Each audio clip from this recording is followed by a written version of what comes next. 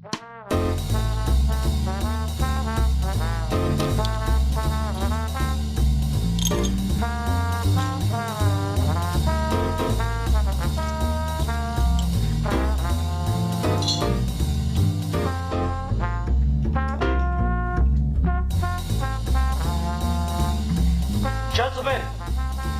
the time has come once again to discuss things.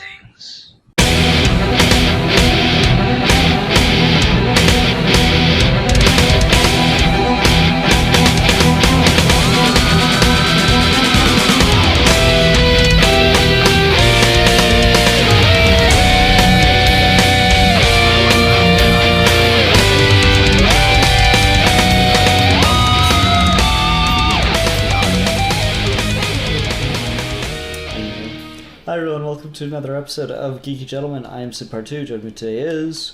A geek for fun. Indeed. Oh, sorry. And today we're discussing one of the oldest fan films we've ever discussed on the channel. What is that, Alfie? That is Spider-Man the Green Goblin's Last Stand. Mm-hmm. 1992? Yep, that's what it said. Give me a second, I'm gonna look something up here, because I thought this was the oldest one, but then I realized there might be one that's older.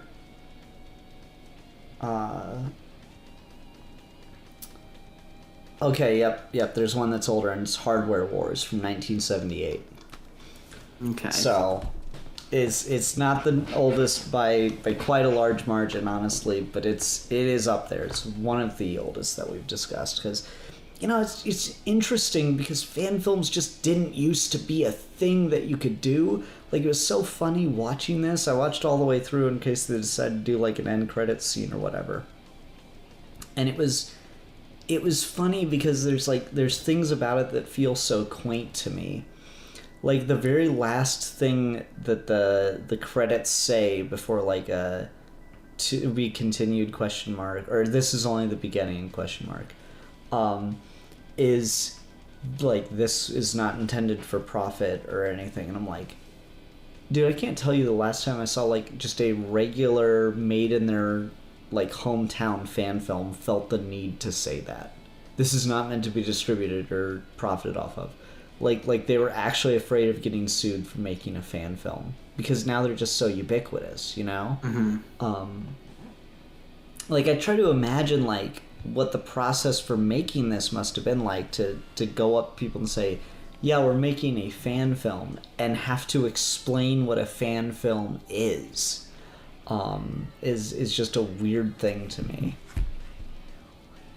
Yeah, it's one of those things where, like, it's that period of fans who are, especially with the comics, like Marvel comics specifically, is like, this was like well, they're not doing it yet, or they're in the process of doing it, but we don't know whose toes we're going to be stepping on. We don't know whether things, because this is just all impressive.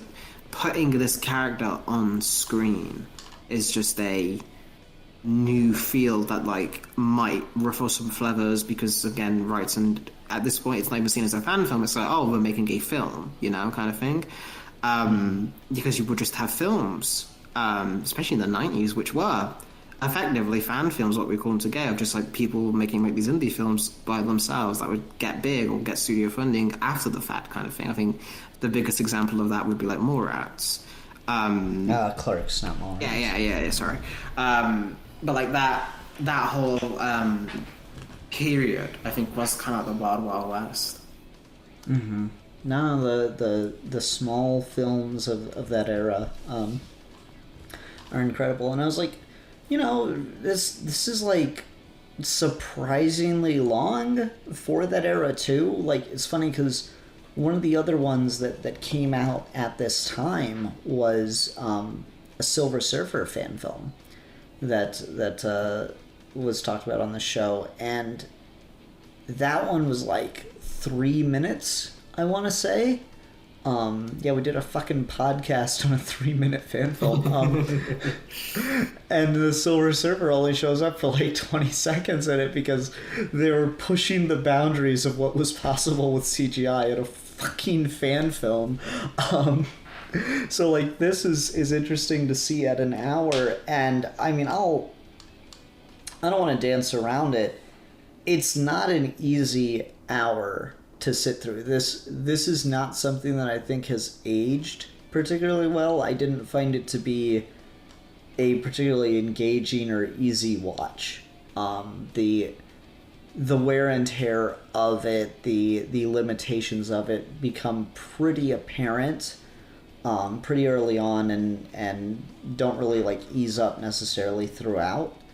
That being said, what they are able to do and achieve on a fan film style budget is like, I've seen modern Spider-Man fan films that don't even try to do some of the stuff that's in this, and I'm relatively impressed by that. Yeah, I think because there's a documentary that goes above with, which was produced by The Thing, and they put it as a figure they made it for $400. Oh my god. And that's like 1990s $400. That was a lot more than it is today. Yeah. But like that idea is just like they would go to where they could off hours with their and just look like they're meant to be there. They would improvise, and the main director plays Spider-Man and Peter Parker in this simply because the amount of shit he was going to have to do to get some of these shots he wouldn't want to ask on anyone else. Like he admits, like, I'm not an actor, but I'm also like, I needed you to believe that Spider-Man and Peter Parker are the same person, and Spider-Man is going to have to do some like legitimately life-threatening shit. So I don't want to put anyone else in that position. And that's crazy. Like again, there's the most infamous shot from this is he really did swing from a fucking building, and they have that in the shot, and it's kind of terrifying, but it's also kind of fucking awesome to see. Yep.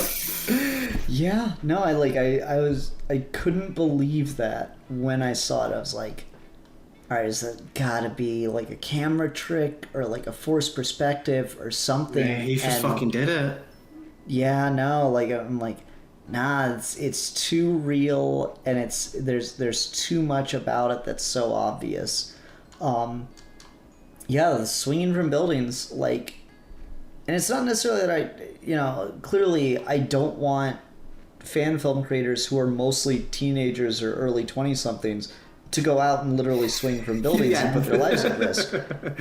But at the same time, there's like a respectability that this gains from going that extra mile to do the Spider-Man stuff, because yeah, I've seen Spider-Man fan films, and they'll even like do cool stuff to like introduce the web and make it look like as good as they can. But I don't know if I've ever even seen a Spider-Man fan film with like what you could legitimately call web slinging, you know? It's just not something that people have a easy time doing, because it either has to be CG, and that's just really hard to pull off and have it look, seamless on a fan film budget, or it has to be like angled in such a way, or green screen or something. Like it's got to be tricks or whatever to make it work, and those tricks are usually to do seamlessly are above the skill level of the typical groups of people making fan films. Again, teenagers, people in their early 20s. So just to see this guy do it, which is also like your reckless teenager, early 20s, he's probably late 20s if I had to guess while making this, it's incredibly reckless to literally swing off the side of a building, but he fucking does it. And that was some crazy shit. But then they also do some stuff that's like pretty impressive from like a camera trick and masking. Because, like, he climbs the side of a building at one point. And I'm pretty sure they just did, like, the Raimi thing or like, a really, really basic mask effect. I can't...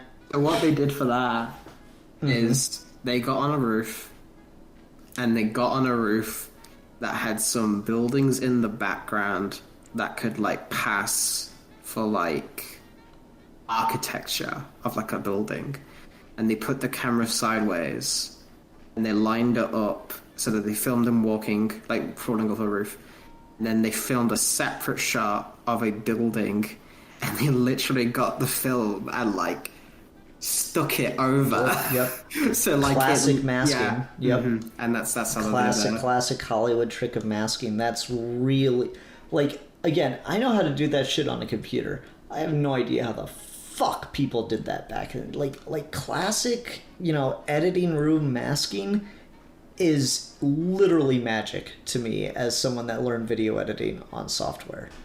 That shit is absolutely insane. I saw a great Tom Scott video about how fucking green screen and composites used to work before computers, and I'm just like mind blown because it's literally magic to me because I don't comprehend how to do it without a computer. So the idea of like working with physical film is just so goddamn impressive. Especially like fucking like video camcorder film too. It's not even like proper like Hollywood film. It's fucking like they had to have like broken a tape to do that. It's that it is just sheer ambition from the thing, and again that kind of informs kind of the making of the thing. And I like being able to, when we have this much knowledge of the production of the fan film, because it really gets you into like the heads of the creators, which sometimes we have to guess at, but here we don't, because they made a fucking documentary about it as well. Yeah, and I didn't watch it. Yeah, well, I did, because I think that I enjoyed the documentary more than the actual movie. Yeah.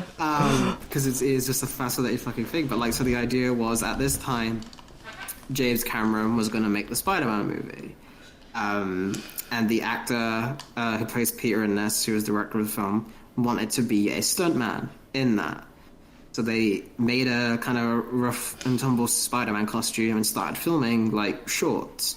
And in fact, and then they basically kept saying, well, no, this isn't good enough, because this is James Cameron, this guy's like a big time guy. If I'm going to get his attention, I need to make a movie. I need to really just pull out all the stops and do something.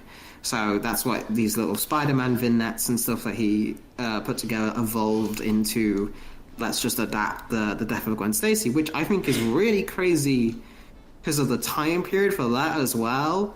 Is like, that's not recent, but it's in that weird period where it hasn't had the time to be kind of mythological. Like how we talk about in like the 2000s is like, it's like a mythic event in Spider-Man's history. But in the 90s books, it really wasn't. Like, it wasn't the same. It was just like a part of the canon. Yeah, so it's like, it feels like it's a deeper pull that it actually is, because it is so ubiquitous now. But back then, it would have been like oh really, that? Why aren't you doing Venom? Or why aren't you doing like Carnage or something like that?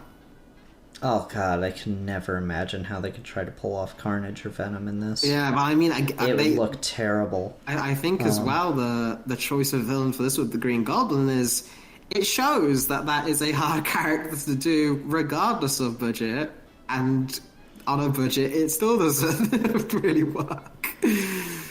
I mean, honestly, I like their concept for Green Goblin over what the actual film does, a couple, like, 9 years later. Mm-hmm. Like, they do a mask where the eyes and the mouth are still clearly visible through the mask, and honestly, that worked better than I thought it would. Like, when I first saw him put it on, I was like, I don't know. But then throughout the film, like, the actor's still able to emote through the mask, and that was reasonably impressive. You can get those. I'm not sure if it was just a straight Halloween mask or not, though. That was the weird part about it. That was a made, like, sculpt they did. Okay, that's, again, really impressive. Like, the production side of this, like, ultimately it comes together, and it's in the strictest sense of the term, it is amateurish. But that being said, like, everything they are doing is very impressive from a production level, like Green Goblin flying around on the glider. It's obvious that, like, there's a skateboard or something underneath the thing that they're out of frame rolling him around on. But you know what? They've got him floating around on the glider in the film. that is impressive in a sense. There's like they clearly know they clearly know enough, or they figured out enough through the process of just thinking it through, that they're doing something with this, you know? Yeah, definitely. The Goblin glider stuff is probably the technical one that impresses me the most, on just the logistics thing of like, you could easily give up on that and just be like, all right, that's just too much, but there's no way. But there's like, no, this is integral to the character. This is literally how he dies. You need to have the glider be featured in the story if you're doing this. And then they find a way to make it work and to have him around on it, to use all those gadgets. The thing that really impresses me, that I think legitimately does look really good, is when they do Spider-Man's webs with like him firing it out. Like how they do it is that they get like a little nozzle under the web shooter, and they just literally fire out milk at high speed. But the way it's done with like the shot is it looks legitimately like, oh, that's in frame. That Spider-Man shooting your web like that more, because every other time they've done it in the movies, it's always CGI. And it's got that kind of, it looks good, but it's got that kind of ethereal quality to it. It's the first time I've seen a shot of Spider-Man put out his pose, does the thing, something physical comes out, it's got the right noise and everything. I'm like, oh, okay, that looks legitimately, like, good. So that one impresses me the most, because that's a simple trick. But the Spider-Man thing in general, I think, more than Norma, is the suit with this is something I think you can get away with, because you've got the inbuilt conceit that this is something Peter Parker himself has to make. So it can really look as shitty as you want. Mm-hmm. That's one of those things with Spider-Man. Like, it depends. Technically, yeah, he's always supposed to have made it.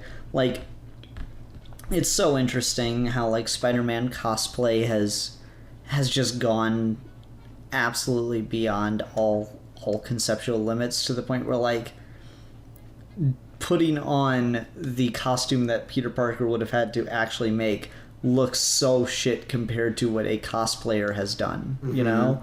To the point where, like, I remember seeing a costume breakdown on, like, how to cosplay Spider-Man. They're like, you gotta get a face shield, because if you put on a Spider-Man mask without a face shield, it looks dumb.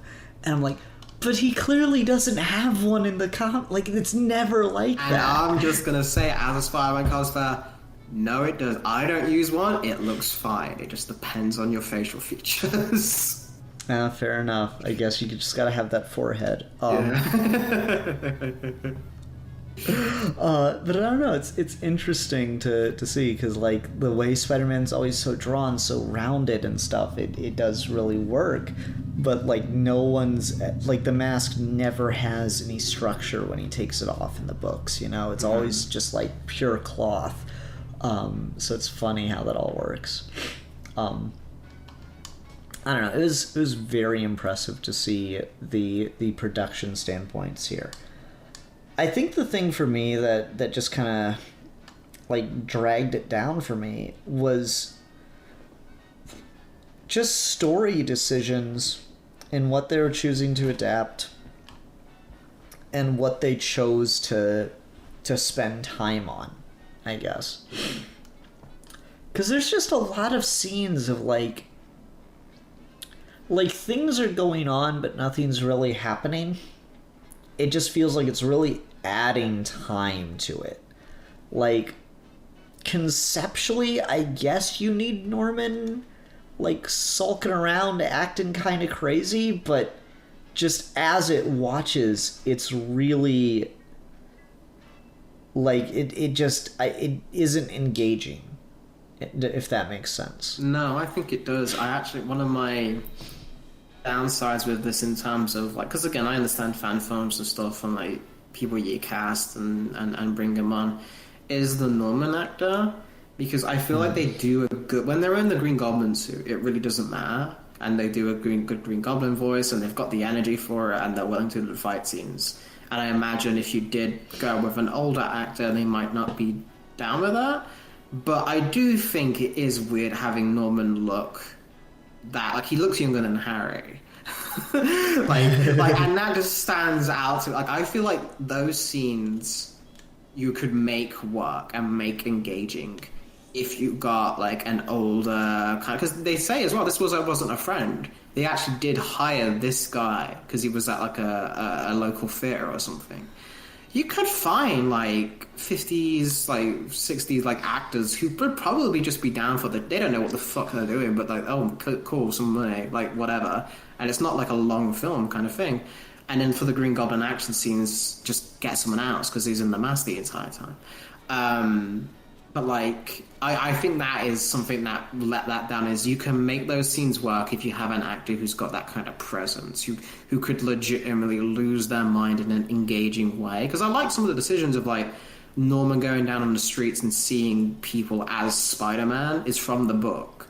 And I think that's a cool touch of like filmmaking. You can show him just this obsessed, this crazy. But again, it doesn't hit as hard when you've got this youngish looking actor. And again, he doesn't look like he's a fucking baby face or anything. It's like he's 20, maybe 30s. But Norman just has to kind of look wrinkled. Like he has to have like he's been through shit. He's got a life experience, you know, to have that. Yeah, you want Norman Osborn to clearly be like a corrupted father figure in Peter's eyes, kind of thing. You do need that. And I don't know. I can't honestly fault them too much for that. If they went out and hired the guy, sure, but maybe he's the only one that would have said yes. You know, that's also true. You know, you always got to wonder about that. For me, I don't think it's necessarily the actor because I think like he does at least a serviceable job with what he's given. I'm just like, I just don't understand why you choose to show him like running around his house looking for Harry, like before the like psychosis and stuff starts. Like, it's just a long scene, and it might not be like that long, but it's like it feels like a really long scene of him just walking around the apartment looking for Harry, which I feel is also a mistake because it makes the place feel small. And of course you want Norman Osborn's house or whatever to feel like a rich guy's house. But like he's just walking around, Harry, where are you? And I'm just like, okay, look at my phone until this scene's over. And then just like, you know, I look up and he's like yelling at Peter. I'm like, well, I missed something, but I'm sorry, you just lost my attention because it was going on for too long. And then like, there's just a couple times like that where things are just kind of lingering for way longer than they needed to. Like, okay, so the director / Spider-Man actor here talks about how he's not an actor, and again, like, very respectable, like, for the decision of not putting other people in danger. Like, it's your passion, you want to be the stuntman, so you're going to do the stunts. Very respectable in that regard. But then as a director, don't put yourself in the place where you have to do really intense acting. So like when, like, I'm not even sure if Gwen Stacy's death is the move to pull here, but whatever. But like when he shoots the web to catch Gwen and Gwen dies from it, the scene of him holding Gwen goes on for a really long time, which I can understand from a writing perspective. If I was writing that scene, like adapting that story, yeah, I would want that to be a decently long time to have the shock of that, like, hit Peter. But if I knew I had to act it, and I don't really consider myself an actor, then I wouldn't write it that way. Like, Alfie, you're the Spider-Boy. How long is that scene in the comic? Couple panels, but yeah, I will say for Stan Lee dialogue. Yeah. Like that's the difference. And at that point, it would be Jerry Conway, but it's still the same Stan Lee mold dialogue. And Jerry Conway even sometimes can get even more flowy. That's like those lines are pulled straight from the book. So that I'll kind of grant, but I also feel like that's a decision you kind of have to make of like, okay, what works on the page and what works on the screen. I mean, yeah, like I would agree with that as a out if this wasn't an adaptation that's cutting stuff anyway. Yeah. that's making changes anyway to play to its own strengths. Which is interesting. Go ahead, sorry. No, go ahead. Which is interesting because, like, how they adapt this isn't like you could just jump into it as a film, right? Like, you have to have the context. yeah, it picks up, like, it is just a straight, like, yeah, Norman Osborn and Peter Parker had a battle in Amazing Spider-Man 33, and then he lost his memory for, like, 100 issues, and then he got it back, and then he comes back and with a vengeance and he kills Gwen. And that's like 100 issues of backstory and context of Peter being, like, nervous around Norman, which they bring up here of, like, oh, well, what's wrong with Norman? Because everyone else thinks Norman's fine. And, like, the reason why that works better in the comics is because you've got so much time where Norman is just fine. So Peter does start looking a little bit irrational the moment he lets his guard down, and then Norman gets his memories back. Like, it works as a long-running subplot. It doesn't really work to just start the movie with that and, like, wait, who is this? Why is this? What is this? Especially because, again, this isn't like, if a fan film did this now, I'd be like, all right, that's a weird choice. Prior to any other Spider-Man movie being made, like, you really don't want to just do the origin just for the sake of it. Like, we just jump in straight to Death of Gwen and not, like, an adaptation of it, like a straight, like, almost page-to-page thing, but just cutting stuff for the sake of time. That's just a weird, like, choice to me. Like, who is this for? Yeah, and I guess, like, if it's... The answer is James Cameron. Right. And, like, I know James Cameron, like, he's been offered so many of these comic book movies to the point where they made a fucking, like, season-long joke about it in Entourage. Yes, I watched Entourage for a little bit. Where, like, James Cameron's gonna direct the Aquaman movie that the main character's gonna star in as Aquaman. And it's funny, you even get, like, one scene from it in the series. But, like, it's this whole thing, and, like, there's a moment where he goes to meet with James Cameron, and James Cameron's got, like, a shit ton of Aquaman comic books that he's reading through to get ideas for the script. And it's just so funny because, like, James Cameron's been attached to so many of these, like, superhero comic book style properties and projects that have never gone anywhere. That, like, yeah, James Cameron probably did read this. Like, if he had gotten this film, and that's what I want to know, if James Cameron ever saw this, if he had gotten this film, he would have been like, oh yes, they're doing this story from issues this to this of Amazing Spider-Man. That's fascinating. I considered that for my script. That's so funny to me. Is the James Cameron's, like, he would 100% get it. Is the hilarious part. That's true. Maybe, yeah. So that target audience would be dialed in. Yeah, but, like, I guess for me the thing is, like, so you said they made a bunch of vignettes. Was it just, like, stunt coordination? It was just stuff? Like, yeah, like Spider-Man versus Bullseye, Spider-Man versus Mysterio. Like, there's no plot. It's just like, and none of that was just like, none of that felt good enough in their minds. Yeah. Which to me, like, I guess it makes sense that they started there, and they were trying to, like, just go up the ladder to really impress James Cameron. Like, that is such, like, God, I'm so disappointed. I've got to know, did they mention in the documentary of James Cameron? No, there's no mention of it, which I assume means no. Oh, I would kill to know what James Cameron thought of this.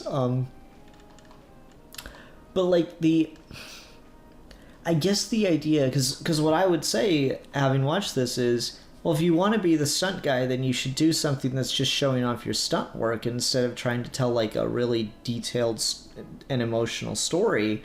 Because when it's the stunt stuff, I'm very impressed. When it's the production stuff, I'm very impressed.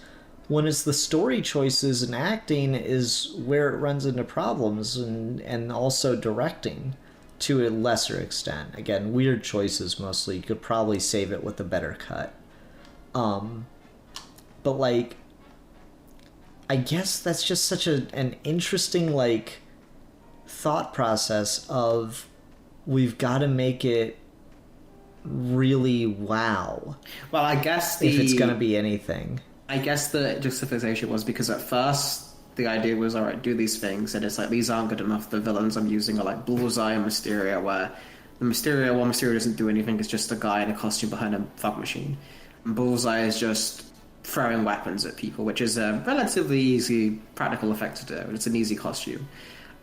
He's like, these aren't going to impress it, so I need to just do like a teaser trailer, like 10-minute teaser trailer with all the villains and like Doc Ock, Venom, like Eric Craven, everyone. He's like, okay, look, that's way too fucking much. There's no other. What's the best fight in Spider-Man? It's gotta be Spider-Man versus the Green Goblin after Gwen dies. So, all right, I can do that fight. And as we're doing the fight, well, this is the hardest part. We've got the actors. Why don't we just do the story and the content? Because those scenes are easy. Like the hardest part is the practical stuff. So that's like how that thought process went.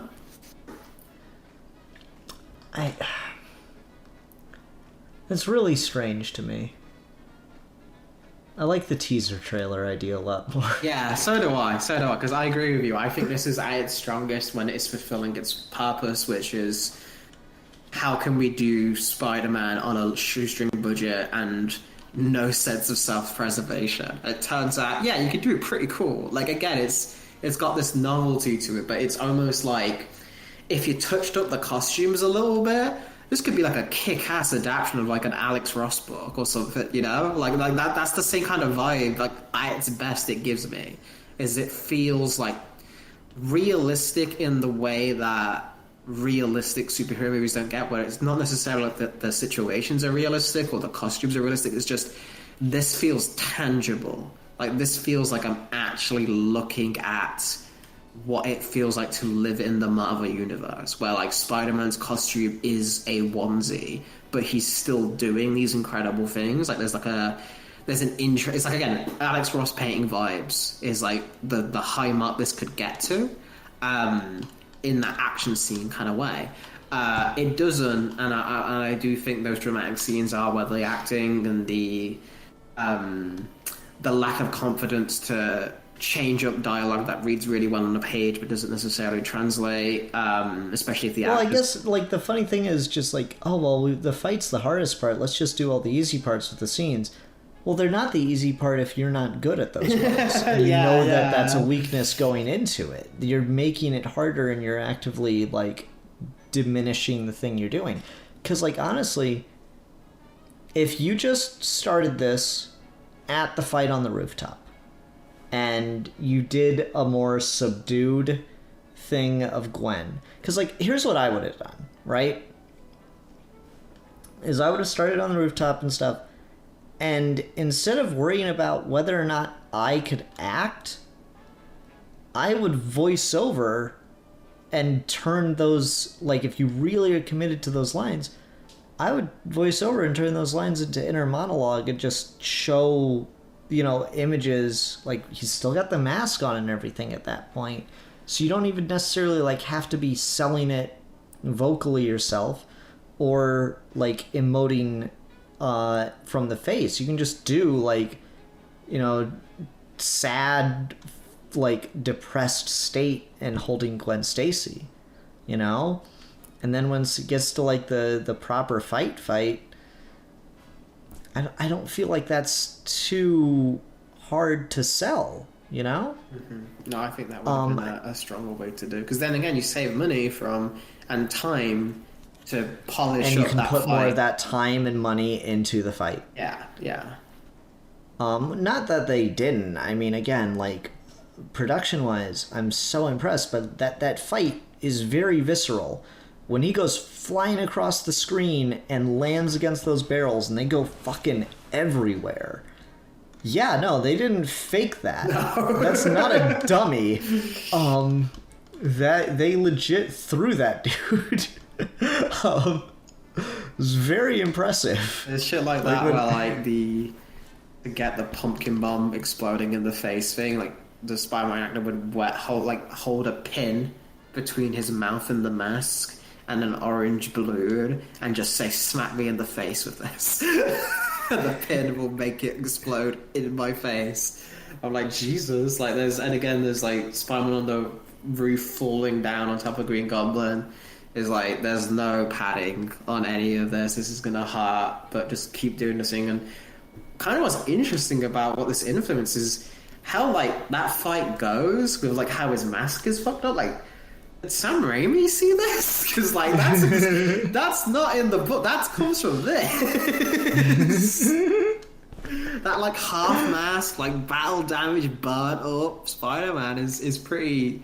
It's a cool visual, but it definitely wasn't in the night Gwen Stacy died. That's for sure. It came from this. That maybe, I don't know, but like it's an interesting coincidence how that kind of worked out.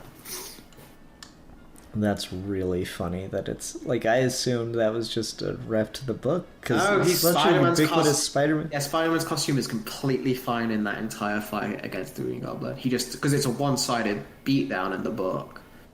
Mm-hmm. Yeah, no, that makes sense.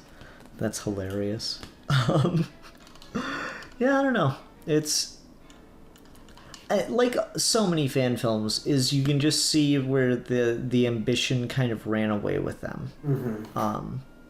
And I don't know, like there's something that's always really impressive about that, and then there's something that's always like, I guess the best advice I can ever give fan film creators is like, don't check your ambition, don't limit your ambition, try to focus your ambition in the right directions. Is kind of the thing of like, you can make the best thing ever, but you can't make it the best thing ever if you're trying to do every part of it as the best and you have limited resources, because at a certain point you need those resources, and this just doesn't have them, and one of those resources is just better acting, better direction. Because honestly, if it had that, like, I'd forgive the lighting and poor audio quality given its age. I really could look past that. But the acting on top of it, and usually acting is one of the things I'm most forgiving of in fan films, but it's just, it was really grating here. But that just, it does kind of spoil the bunch for me. Mm-hmm. Very fascinating thing. I am glad I watched this, but yeah, I can't pretend that it's like some kind of amazing, like, hidden gem kind of thing, you know? It is interesting purely on just as a piece of history and as a piece of what was possible, and kind of a, look guys, they could do this in the 90s. You've got so much more to you now, like Spider-Man fan film, great. Like, I wish, you know what I would do is like, regular people shouldn't watch this, it's just that more precautionary. Anyone who wants to do a Spider-Man fan film should watch this. And be like, I could agree with that. I think this sets a really good template of what not to do, because we don't want you guys to die. But also, like, here's what you can do, here's what you can do to look good, and here's what to avoid. Here's what to the studio stuff to play to your strength. Or maybe if you guys are really good actors, but you're not so good stunt people, here's what to focus on. Here's something. Like, I think this is a really good kind of test drive of the concept of really any superhero fan film. It's a bit like an action character, you know. And if you want to do more than just if you want to make a film, I think there's really a lot of lessons to be learned here. And honestly, I think that's the greatest compliment you could give to the people who worked on this, because it's all for the you can tell there's a love for the character here, right? Like, they wouldn't be adapting this if it wasn't for this. They wouldn't be doing such faithful costumes if it wasn't for this. Like, the fact that the actor's hair is specifically styled how Todd McFarlane drew Peter's hair at that time period, it looks awful, but like, you gotta love the dedication to that level of detail. So like, I think this is a great thing to learn from, and a great thing to kind of study, because it's just, I was glad to talk about it, because it's just fascinating that this is a thing that happened. 100%. Yeah, that's about it where I'm at with this. Yeah. All right, let's go ahead into ratings then.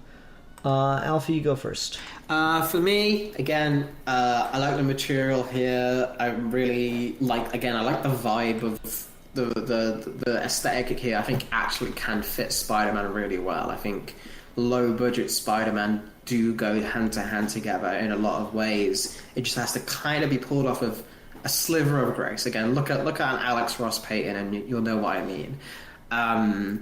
But the friend, the stunts and the passion and everyone going together for this do really bring it up to enjoyable for me, just on like a piece of history level. But in terms of like an actual piece, it really doesn't come together.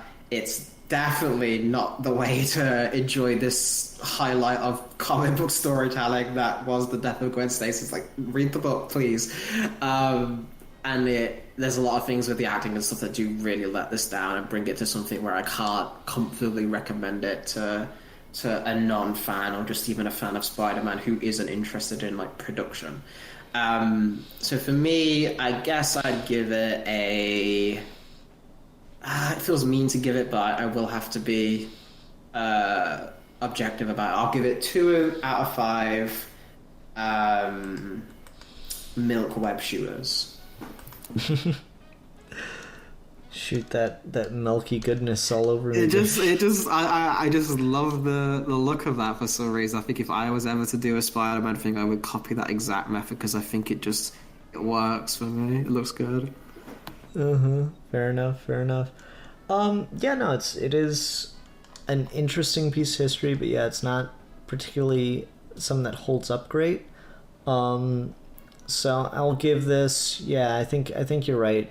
2 out of 5 goblin ears that fall off mid curb stomping. I thought that was pretty funny. Just boop. Alright, what are we going to talk about next time?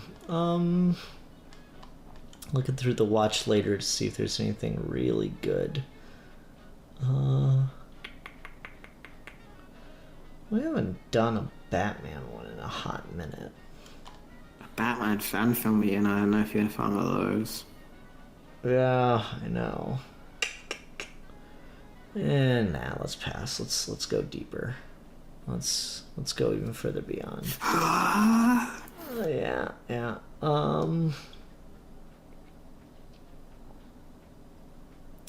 I don't know. We got a bunch in here. About to just pick something at random because I know people love this part of the episode where I'm sitting here trying to make a decision.